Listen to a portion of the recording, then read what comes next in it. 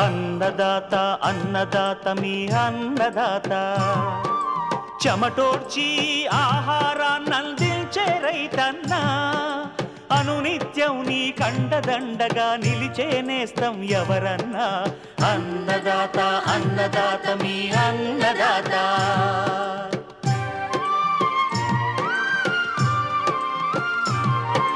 నూతన రీతుల సాగుబడికి నూరింతలు పెరిగే దిగుబడికి సూచనలిచ్చే సస్య రక్షణకు పశు పోషణకి శాస్త్ర విజ్ఞానం అందించి ముందుకు నడిపే తెలుగు రైతు భారతదేశానికి మకుటం అయ్యేలా తీర్చిదిద్దే ఆశయంతో మిమ్ము మేలు కొలిపేది అన్నదాత అన్నదాత అన్నదాత మీ అన్నదాత అన్నదాత అన్నదాత మీ అన్నదాత. అన్నదాత ప్రేక్షకులకు నమస్కారం. ఈనాటి ముఖ్యాంశాలు: ప్రొద్దుతిరుగుడులో తాలుగింజలు రాకుండా యాజమాన్యం,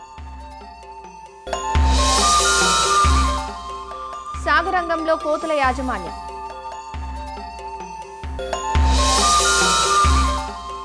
ఇంకా జై కిసాన్ వ్యవసాయ సమాచారం.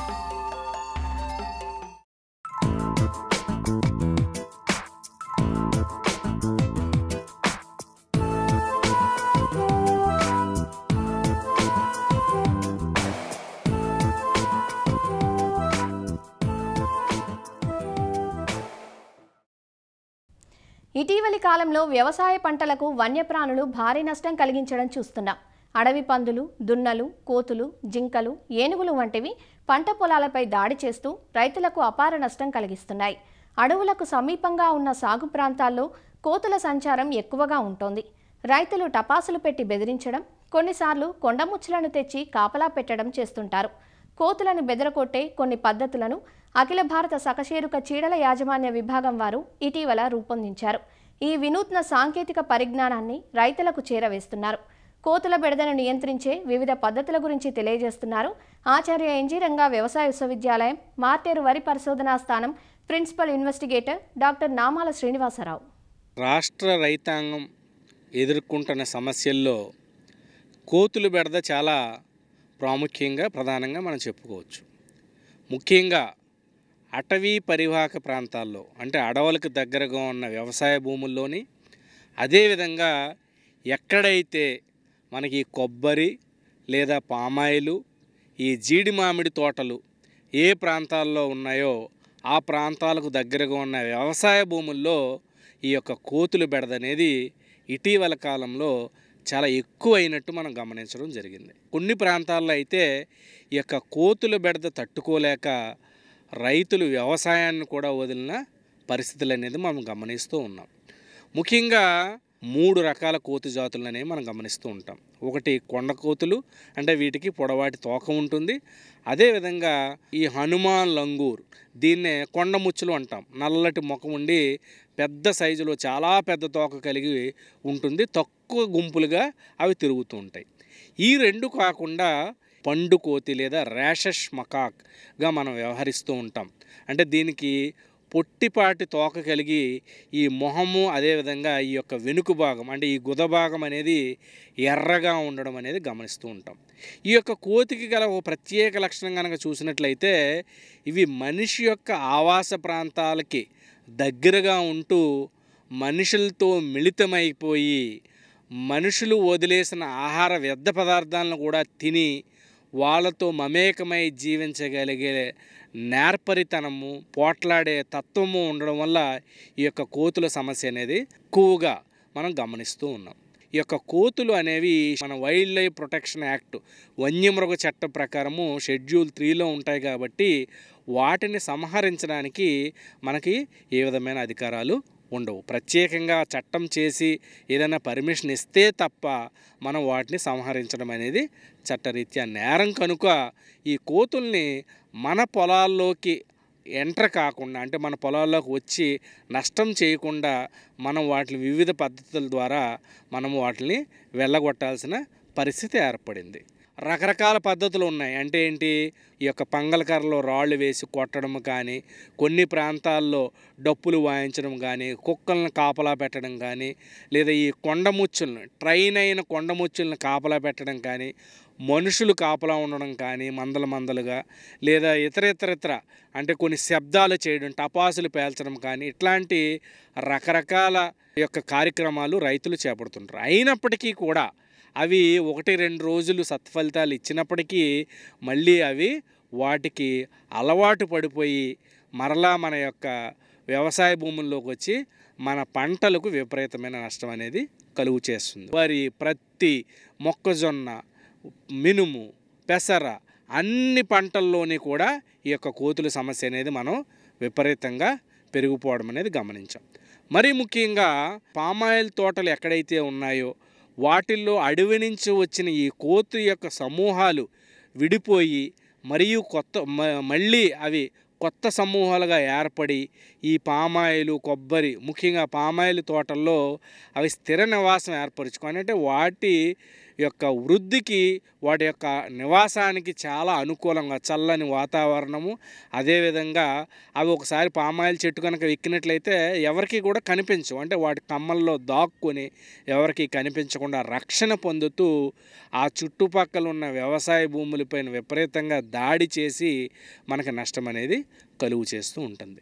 అంటే మన మారుటేరు పరిశోధనా స్థానంలో ఉన్న అఖిల భారత శకశేరుక చీడల యాజమాన్య అనుబంధ విభాగంలో మనం గత 3-4 సంవత్సరాలుగా పరిశోధనలు చేసి 1 లేదా 2 పద్ధతులు చాలా చక్కగా కోతుల్ని నియంత్రించడానికి ఉన్నాయనేది మనం గమనించడం జరిగింది. అందులో ముఖ్యంగా ఏంటంటే, ఒకటి వల కట్టుకునే పద్ధతి. అంటే మనం సుమారుగా 7 అడుగుల వరకు పొలం చుట్టూ గనక ఈ యొక్క నైలాన్ వలను గనక మనం ఒక కమ్మల లేదా కర్రల సహాయంతో మన ఈ మొక్కజొన్న కానీ ఇతర పంటల్లో మన చుట్టూ కట్టుకున్నప్పుడు కోతులు ఏంటంటే ఆ వలలోకి అవి చిక్కుకొని పోతాయని భయంతో వాటి యొక్క పంటలను ఆ వల కట్టిన పొలాల్లోకి వెళ్లకుండా నష్టం అనేది తగ్గుతూ ఉంటుంది. సో దీనికన్నా కూడా ముఖ్యంగా ఇటీవల కాలంలో మనము రైతాంగానికి చెప్తున్నది ఏంటంటే, ఈ యొక్క సోలార్ ఫెన్స్ వేసుకోవడం వల్ల కోతులను సమర్థవంతంగా పొలాల్లోకి రానివ్వకుండా మనం చేయడం అనేది సాధ్యపడుతుంది. అంటే రైతులు సోలార్ ఫెన్స్ అనగానే చాలా ఖర్చుతో కూడుకున్నది, లక్షల రూపాయలు వెచ్చించాలనే భయంతో ఈ ముందుకు అనేది రావడం అనేది జరగదు.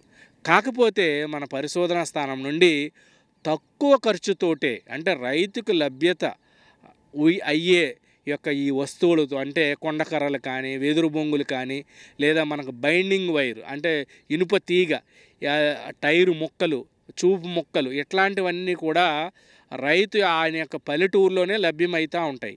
అట్లాంటి పరికరాలని, మెటీరియల్స్ని వాడి తక్కువ ఖర్చుతో మనం సోలార్ ఫెన్స్, సోలార్ కంచె అనేది ఎలా ఏర్పాటు చేసుకోవాలనేది మన పరిశోధనలు చేసి సుమారు కనీసం 25-50 ప్రాంతాల్లో పెట్టి, వివిధ పంటల్లో పెట్టి వాటి నుంచి మంచి సత్ఫలితాలను అందించడం గమనించిన తరువాత రాష్ట్ర రైతాంగానికి మనం ఇది చెప్పడం జరుగుతుంది. ప్రతి 12-20 అడుగులకి రైతులు 6.5 అడుగులు లేదా 7 అడుగులు ఉన్న వెదురు బొంగులు కానీ, కొండకర్రలు కానీ, కొద్దిగా ఆరిన కర్రలను తీసుకొని 1 అడుగున్నర భూమిలోనికి గట్టిగా పాతుకొని పొలం చుట్టూ మనం ఎక్కడైతే ఈ యొక్క సోలార్ ఫెన్స్ అనేది మనం వేయాలనుకుంటున్నామో దాని చుట్టూ ఏర్పరచుకొని ఈ యొక్క తీగ, మన ఇనుప తీగను మనకు మార్కెట్లో అది కేజీ 100 రూపాయల నుంచి 150 రూపాయల ఖరీదులో లభ్యమవుతుంది. అట్లాంటిది మన ఎకరానికి ఒక 10 నుంచి 12 కేజీలు తీగ అనేది అవసరం పడుతుంది. ఈ యొక్క తీగని కర్రల చుట్టూ చుట్టుకుంటూ టైట్గా ఒక 5 వరుసల్లో మనం ఏర్పరచుకోవాలి. భూమికి ఒక 6 అడుగు ఎత్తులో మొదటి తీగను, తరువాత 1 అడుగు, తర్వాత అడుగు పెంచుకుంటూ ఈ కర్ర చివరి వరకు మనం ఈ యొక్క తీగలను అమర్చుకున్నప్పుడు మనం మనకి మార్కెట్లో లభ్యమయ్యే సోలార్ బ్యాటరీ ఆ యూనిట్ అనేది మనకు లభ్యతలో ఉంది. ఈ సోలార్ కంచుకు వాడే ఒక ప్యానలు, ఒక బ్యాటరీ, అదేవిధంగా మనకు స్విచ్ బోర్డుతో కలిపి మనకి మార్కెట్లో 12 నుంచి 16,000 రూపాయల మధ్యలో మనకి ఈ యొక్క యూనిట్ అనేది లభ్యమవుతుంది. అంటే రకరకాల కంపెనీలు ఇవి మనకి అందుబాటులోకి తీసుకొచ్చాయి. ఈ యొక్క అట్లాంటి యూనిట్ మనకి సాధారణంగా 12 వోల్టుల కరెంట్ అనేది ఇస్తుంది. దీని మీద ప్యానల్ ఉంటుంది. మనం చక్కగా ఒక రాట పాతుకొని లేదా ఒక ఇనుప గొట్టానికి మనం అది ఏర్పరచుకున్నప్పుడు పైన ఉన్న ప్యానల్లో మనకి ఈ సూర్యరశ్మి ద్వారా వచ్చిన ఈ యొక్క విద్యుత్ శక్తి అనేది మనకు అది సోలార్ బ్యాటరీ అనేది ఉంటుంది లోపల. ఆ సోలార్ బ్యాటరీలోకి నిక్షిప్తమయ్యి దాని నుంచి 12 వోల్టుల పల్సేటింగ్ కరెంట్ అంటే వచ్చి ఆగి అట్లాంటి కరెంటు అనేది ఈ యొక్క తీగల్లో ప్రసరింపబడుతుంది. ఎప్పుడైతే అది ప్రసరింపబడిందో ఈ యొక్క కోతులు మన పొలంలోకి రావడానికి ప్రయత్నించి ఆ తీగను ముట్టుకోవడం అనేది జరుగుతుంది. అట్లాంటి సందర్భాల్లో ఎప్పుడైతే ఈ పల్సేటింగ్ కరెంట్ అనేది ఒక్కసారిగా దాన్ని షాకు గురి చేస్తుంది. కానీ ఆ షాకు వల్ల ఏ విధమైన ప్రాణ నష్టం అనేది పక్షులకు కానీ కుక్కలకు కానీ ఇతర జంతువులకు కానీ కోతులకు కానీ మనుషులకు కానీ ఏ విధమైన ప్రాణహాని అనేది ఉండదు. కేవలం అది షాక్ మాత్రమే ఇస్తుంది.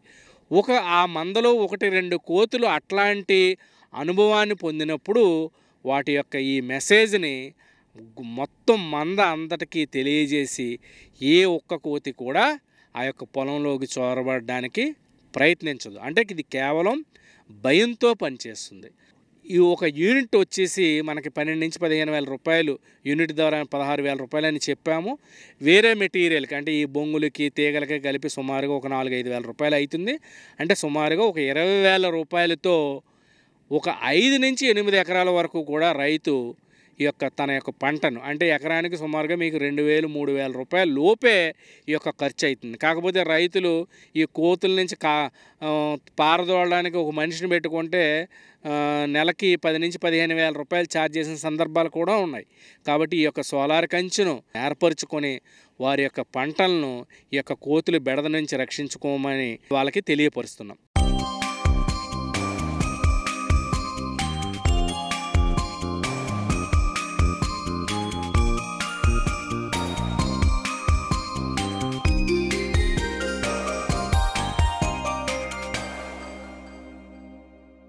ఉభయ తెలుగు రాష్ట్రాల్లో సాగవుతున్న నూనె గింజల పంటల్లో ప్రొద్దుతిరుగుడు ఒకటి. ఖరీఫ్, రబీ, వేసవి 3 కాలాల్లోనూ ప్రొద్దుతిరుగుడును సాగు చేస్తారు. సాధారణంగా రబీ పంటగా అక్టోబర్, నవంబర్ మాసాల్లో విత్తుతారు. అయితే ఉత్తర కోస్తా జిల్లాల్లో కాస్త ఆలస్యంగా డిసెంబర్, జనవరి మాసాల్లో విత్తుకోవటం అలవాటు. ప్రొద్దుతిరుగుడు పంటలో ప్రధాన సమస్య గింజ తాలు రావటం. దీనివల్ల దిగుబడి సగానికి సగం తగ్గిపోతుంది. ప్రొద్దుతిరుగుడులో తాలు ఏర్పడటానికి పలు రకాల కారణాలున్నాయి. పోషకాలు లోపించినా, పరాగ సంపర్కం సరిగా జరగకపోయినా తాలుగింజలు వస్తాయి. అయితే సాగు ప్రారంభం నుంచి మనం చేపట్టే యాజమాన్య చర్యలతో ఈ సమస్యను అధిగమించే వీలుంటుంది. ప్రొద్దుతిరుగుడులో తాలుగింజలు రావడానికి కారణాలు, గింజ నిండుగా కట్టి దిగుబడి పెంపొందించే మార్గాల గురించి తెలియజేస్తున్నారు ఆచార్య ఎన్జీ రంగా వ్యవసాయ విశ్వవిద్యాలయం, శ్రీకాకుళం జిల్లా నైరా వ్యవసాయ కళాశాల విస్తరణ విభాగం అధ్యాపకులు డాక్టర్ డి చిన్నమనాయుడు. మనకి ఉత్తర కోస్తా జిల్లాల్లోనూ అదేవిధంగా ప్రత్యేకించి శ్రీకాకుళం జిల్లాలో ఈ ప్రొద్దుతిరుగుడు పంటను కూడా రబీ పంటలో వేయటం జరుగుతుంది. కాకపోతే కొంచెం ఆలస్యంగా వేస్తున్నారు. ఇక్కడ ఏంటంటే పంటల సరళి వరి పంట ఖరీఫ్లో వేయడం, తర్వాత అపరాల పంట అంటే పెసర, మినుము వేసుకోవటం, అవి అయిన తర్వాత ఫిబ్రవరి మొదటి వారం లేదంటే జనవరి 15 తర్వాత ప్రొద్దుతిరుగుడు పంటను వేయటం అనేది జరుగుతూ ఉంటుంది. కొంచెం ఆలస్యం అనే చెప్పుకోవాలి. కానీ ఈ పంటల సరళిలో 3వ పంటగా ఎక్కడైతే నీటి సదుపాయం ఉంటుందో, నీటి వసతి ఉంటుందో అక్కడ వేయటం అనేది జరుగుతుంది. అయితే ఇక్కడ దిగుబడుల పరంగా చూస్తే ఒకటి పంట ఆలస్యం చేయడం ఒక పరంగా అయితే ఈ తాలు గింజలు ఎక్కువగా రావటం కూడా ఒక కారణంగా మనం దిగుబడి తగ్గడానికి కారణంగా చెప్పుకోవచ్చు. కాబట్టి ఈ తాలు గింజలు రాకుండా రైతులు చేసేటువంటి కొన్ని యాజమాన్య పద్ధతులు రైతులు తెలుసుకొని పంట వేసిన దగ్గర నుంచి కోత వరకు కూడా కొన్ని యాజమాన్య పద్ధతులు చేపట్టాల్సిన అవసరం ఉంటుంది. దీంట్లో అన్నీ కూడా ఒకటి వరుసల్లో వేసుకోవడం ఒక పద్ధతి, అదేవిధంగా సరైన మోతాదులో విత్తన మోతాదు వాడడం అనేది. మంచి బలం ఉన్నటువంటి నేలలు అయితే వరుసకి మధ్యలో 60 సెంటీమీటర్లు, వరుసలో మొక్కల మధ్య 20 నుంచి 25 సెంటీమీటర్లు వచ్చే విధంగా వరుసల్లో వేస్తే మొక్కలకి సరైనటువంటి పోషణ, అదేవిధంగా చుట్టూ ఉన్నటువంటి ఎన్విరాన్మెంట్ అంటాము, సదుపాయాలన్నీ ఉండి మొక్క ఆరోగ్యంగా పెరిగి మంచి దిగుబడి వచ్చి తాలు గింజలు రాకుండా మంచి దిగుబడి రావడానికి ఆస్కారం ఉంటుంది. అదేవిధంగా ఇంకొక ముఖ్యమైనటువంటి ఇక్కడ యాజమాన్యం తాలు గింజలు రాకుండా ఉండాలంటే ఎరువుల యాజమాన్యం తప్పనిసరిగా సక్రమంగా చేయాలి. ఏదో కొద్దో గొప్ప ఫాస్ఫరస్ ఎరువు కానీ లేదా డిఏపి కొద్దిగా వేయటం జరుగుతూ ఉంటుంది. కానీ ఒక ఎకరానికి మనం కనుక సిఫార్సు కనుక చూసుకుంటే సుమారుగా 65 కేజీల వరకు యూరియా, 150 కేజీల వరకు కూడా సింగిల్ సూపర్ ఫాస్ఫేటు, 20 కేజీల వరకు కూడా మ్యూరేట్ ఆఫ్ పొటాష్ ఇవి ఒక ఎకరానికి అవసరం అవుతాయి. అంటే సమతుల ఎరువుల యాజమాన్యం జరగకపోవడం కూడా ఈ తాలు గింజలు రావడానికి ఒక ప్రధాన కారణంగా మనం చెప్పుకోవచ్చు.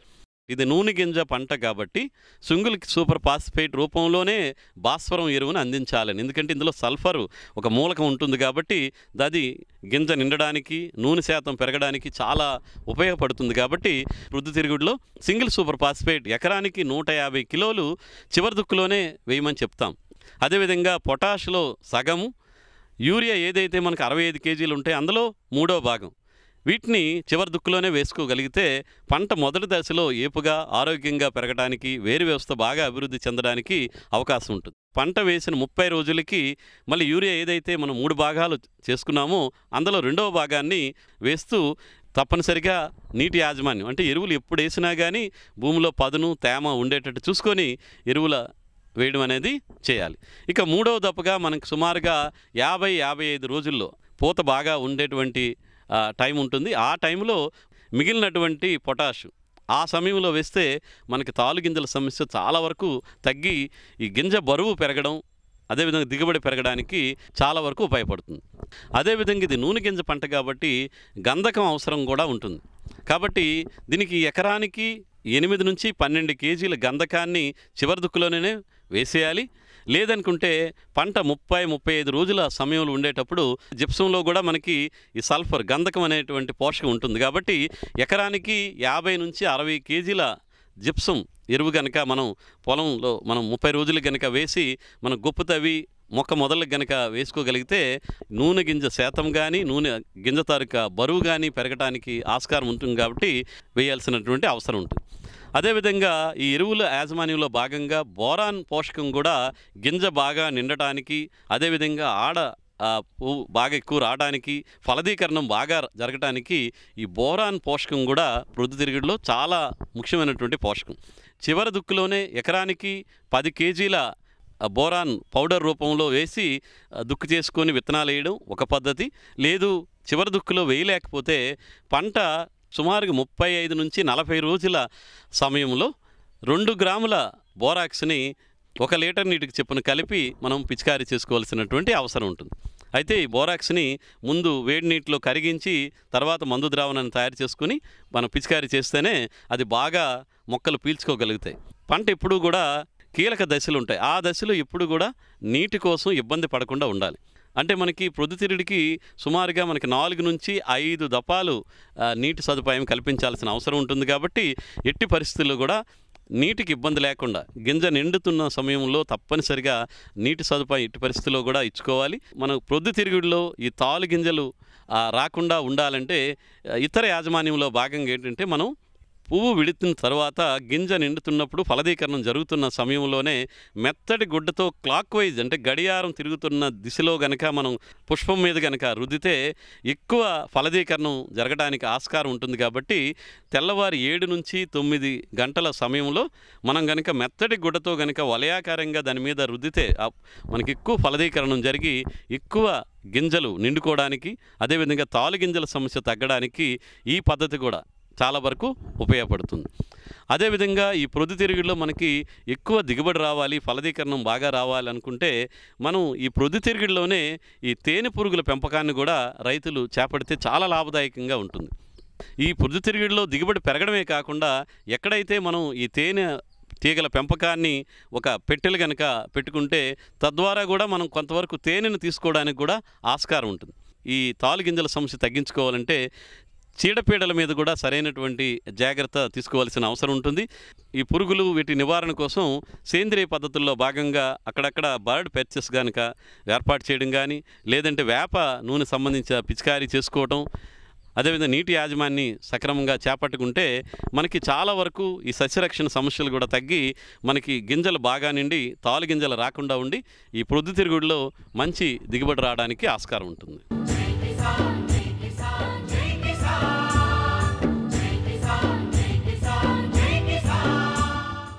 వ్యవసాయ సమాచారం ఇప్పుడు జై కిసాన్లో చూద్దాం. నెల్లూరు జిల్లాలో నిమ్మ రైతుల పరిస్థితి అగమ్య గోచరంగా తయారైంది. ఫిబ్రవరి, మార్చి నెలల్లో మంచి ధరలు వస్తాయని ఆశించి చెట్లపై కాయలను వదిలేసిన రైతులకు నిరాశే మిగిలింది. చెట్లకున్న కాపంతా పండుబారిపోవడంతో మార్కెట్లో మంచి ధర పలకడం లేదంటూ రైతులు వాపోతున్నారు. జిల్లాలో పొదలకూరు, గూడూరు, రాపూరు, వెంకటగిరి, బాలాయపల్లి, సైదాపురం తదితర ప్రాంతాలలో రైతులు నిమ్మసాగు ఎక్కువగా చేస్తూ ఉంటారు. ప్రస్తుతం పచ్చికాయకే మంచి ధర దక్కుతోందని, పండిన కాయలకు ఆశించిన స్థాయిలో ధర దక్కడం లేదంటూ రైతులు వాపోతున్నారు. నిమ్మ రైతుల పరిస్థితి ఏం బాగలేదు. అంతా పొల్లు అయిపోయింది కాయలు. నేను మార్కెట్లు సరిలేక ఈ కాయలు రైతులు కొయ్యక రేటు వస్తాయని చెప్పేసి ఆపుకొని మొత్తం పొల్లు అయిపోయింది. 45 కిలోలు పుల్లు వచ్చేసి 400, 500, కేజీ 25, 20, గ్రీన్లు అయితే 30, 35, కలర్ కాయలు అయితే అసలు అడిగేవాళ్ళు లేరు. తోటలోనే వదిలేసిన కాయలన్నీ. 80 కిలోల బస్తా వచ్చేసి ఈ రోజు అయితే ప్రజెంట్ 3,000, 3,100 అట్టపోయింది. నిన్న మొన్న అయితే 26, 25, కలర్ కాయలు అయితే ఇంకా తక్కువ. కాయలు ఏమో కాలాన్ని బట్టి అమ్ముతా ఉన్నాయి. పరిస్థితులు అమ్మతే అనుకున్నాం, అన్ని పొళ్ళు అయిపోయినాయి. రైతులు అందరం ఫిబ్రవరి ఆగరాక అమ్మతే అనుకున్నాం. మార్కెట్ 2,000, 3,000 కాడికి వచ్చేసింది. ఆశించినంతలో లేదు. ఇవాళ 3,000, 2,800, 2,600 కాడి నుంచి ఏముందా గిట్టుబాటు కావడం లేదు. కూలి వాళ్ళు వస్తే మధ్యాహ్నానికి 300, ఈ ఆటో వాళ్ళు వచ్చి 100 రూపాయలు. గిట్టుబాటు కావడం లేదు. రేట్లు పెరిగితేనే ఆపిన కాయలు ఇంకా అదే రేట్లే ఉన్నాయి. ఇంకా తప్పదు, కొట్టుకొని తెచ్చేయాలి. ఏం తోటలో పెట్టుకుంటే పనికి వచ్చేటి కాదు. ప్రస్తుతం పొదలకూరు నిమ్మ మార్కెట్లో 80 కిలోల బస్తా నిమ్మకాయల ధర 3,000 నుంచి 3,500 వరకు పలుకుతోంది. పండిన కాయలకు 1,000 రూపాయల నుంచి 1,500 రూపాయలు మాత్రమే ధర చెల్లిస్తున్నారని రైతులు వాపోతున్నారు. ఈ ధరలతో కనీసం పెట్టిన పెట్టుబడులు కూడా రావడం లేదంటూ ఆవేదన వ్యక్తం చేస్తున్నారు. నిమ్మకాయల పరిస్థితి మరీ దారుణంగా ఉంది. ఫిబ్రవరి వచ్చిన తర్వాత నిమ్మకాయలు బాగా అమ్ముతాయని అందరం ఆపి పెట్టుకున్నాము. కానీ మరీ దారుణంగా అమ్ముతున్నారు. 3,000 నుంచి 3,400 దాకా అమ్ముతున్నారు. ఈ మార్కెట్ కమిటీ కూడా అసలు ఎవరో కూడా తెలియదు, పట్టించుకోవట్లేదు. కొంచెం నిమ్మకాయలు 4,000, 5,000 దాకా అమ్మితే మాకు ఆశించిన ఆదాయాలు ఉంటాయని భావిస్తున్నాం. పండుగాయలంటే మేము కాయలు బాగా అమ్ముతాయని ఆపాము. దానివల్ల ఎక్కువగా మాగిపోయాయి. కానీ రేట్లు అయితే బొత్తిగా లేవు. ప్రస్తుతానికి పచ్చికాయలు వచ్చి 3,000 నుంచి 3,400 దాకా అమ్ముతున్నాయి. పండుగాయలు వచ్చి డిక్కీ వచ్చి 400, 500 అమ్ముతున్నాయి. నిమ్మకాయల ధర పోయినసారి కంటే ఈసారి చాలా తక్కువగానే ఉన్నాయండి. పోయినసారి ఈ టైంకి 4,500 అట్లా అమ్మేటి. ఇప్పుడు పండుగలు వచ్చేసి 1,500 అమ్ముతున్నాయి. పచ్చికాయలు వచ్చేసి 3,000 అమ్ముతున్నాయి. రేటు వస్తాయని ఉంచారు రైతులు, కానీ రైతులు రాలేదు. ఏం చేద్దాం? ధర వస్తుందని ఇప్పటిదాకా ఆపినాము. అవి మాగిపోయినాయి చెట్ల మీద. రేట్ అయితే లేదు. ధర 2,000, 2,800, 3,000 యువతలే ఉండే. పెట్టుబడులు కూడా రావడం లేదు. నిమ్మకాయలకు మార్కెట్లో మంచి ధరే ఉందని, కాయ నాణ్యతను బట్టి రైతులకు ధరలు దక్కుతున్నాయంటూ మార్కెట్ అధికారులు చెబుతున్నారు. మార్కెట్ యార్డుకి నిమ్మకాయలు గ్రేడింగ్ ఫస్ట్ గ్రేడ్ నుండి అన్ని రకాలు వస్తున్నాయి. బస్తా లూజ్ బస్తా 3,000 నుండి 4,000, 45 రూపాయల దాకా కేజీ. 45 రూపాయల దాకా హైయెస్ట్ రేట్ వెళ్ళింది. 40 రూపాయలు. తర్వాత ఈ మాగిపోయిన కాయలు అంటే అది కొద్దిగా డ్యామేజ్ టైప్ వచ్చిన మటుకు 20 రూపాయలు, 25 రూపాయలు ఆ విధంగా లూజ్ వస్తూ ఉంది. ధర అయితే మటుకు ప్రస్తుతానికి మనకు నిమ్మకాయలకి బాగా రేట్ ఉంది. మనకు ఉండేదంతా ఈనామ్ ఆపరేటర్స్ ఉన్నారు 4 ఆఫీస్లో.